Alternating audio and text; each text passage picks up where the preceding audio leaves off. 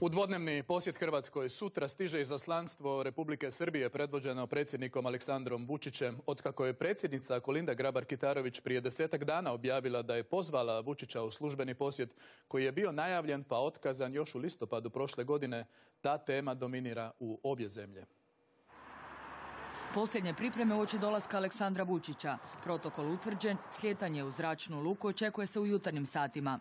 Susret predsjednice Kolinde Grabar-Kitarović i srbijanskog predsjednika Aleksandra Vučića očekuje se ovdje na Pantovčaku u prijepodnevnim satima. A nakon toga uslijedit će susret sa premijerom Andrejem Plenkovićem i predsjednikom Sabora Gordanom Jandrokovićem. Vučić će na Pantovčaku biti dočekan uz sve državne počasti. Intoniranje himne, smotra počasne postrojbe, predstavljanje jedne delegacije, predstavljanje druge delegacije, slikanje zajedničko ispred grba, odlazak na tete-a-tete razgovore, nakon toga bilateralni razgovori, nakon toga izjave za tisak i dalje u programu. Program uključuje i Hrvatsko-srbijanski gospodarski forum na kojem će se okupiti 30-ak tvrtki. Robna razmjena Hrvatske i Srbije u uzlaznoj je putanji. 2016. dosegnut je magični broj od 1 milijardu eura.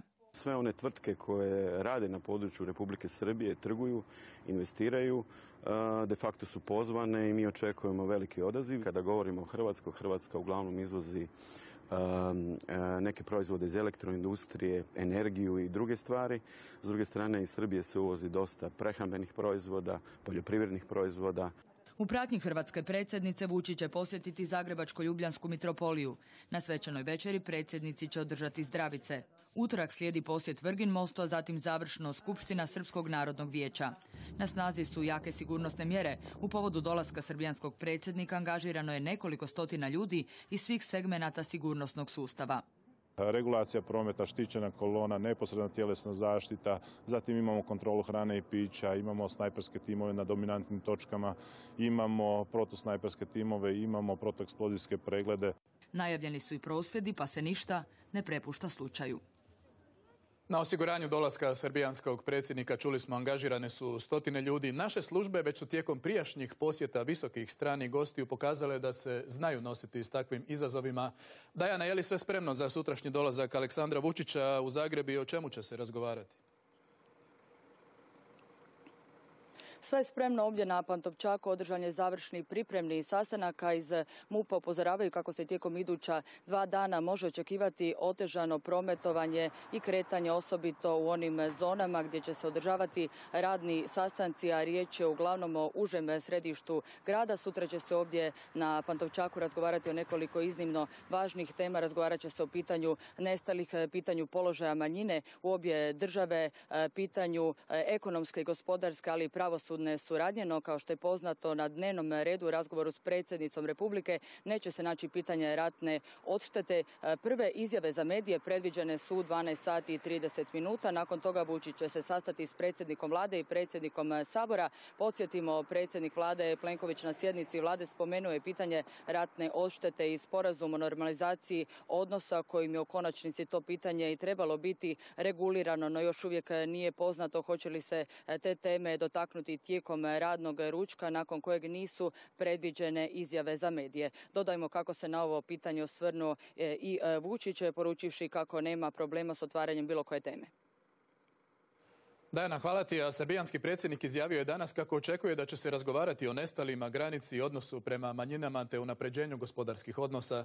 Na pitanje o isprici zbog retorike kojom se koristi u 90-ima, rekao je da nije netko tko voli da ga se prisiljava na bilo što. I dok srbijanski ministar unutarnjih poslova Nebojša Stefanović smatra da je Vučićev posjet rizičan, on ne misli tako. Evo što je rekao o najavljenim prosvjedima i sigurnosnom aspektu svojeg dolaska u Hrvatsku. Kad spuštate roletne, onda ne možete dovoljno daleko da vidite. Kad lupate u šerpe i u nešto drugo, ne možete druge da čujete. Ja idem da vidim sve što treba da vidim i da čujem sve što treba da čujem, da bismo mogli da pravimo bolje odnose. Ja verujem u nameru Kolinde Grabar-Kitarović, kao što sam siguran da nikakvih bezbednosnih problema neće biti. A zbog dolaska Aleksandra Vučića u Zagreb izvanrednu konferenciju za novinare kasno poslijepodne održao je zagrebački gradonačelnik Milan Bandić. Smatra da će njegov posjet proći u najboljem redu. Bojića, financijskog direktora stranke Rada i... Neće Ustaše dočekati gospodina Vučića u Zagrebu, jer Ustaša u Zagrebu nema. U Zagrebu ima ljudi koji njeguju multikulturalnost, multietičnost i multikonfesionalnost, jer ti standardi koje Zagreb ima i živi, želio bi da ima i Beograd, i Sarajevo, i Skopje, i Priština, i Ljubljana, i svi evropski gradovi. U srbijanskom izaslanstvu bit će i predsjednik Demokratskog saveza Hrvata u Vojvodini Tomislav Žigmanov, koji je u našoj emisiji Nedjeljom u 2 rekao da su Hrvati u Srbiji ranjena zajednica kojoj je potrebno predstavničko tijelo u središnjoj vlasti.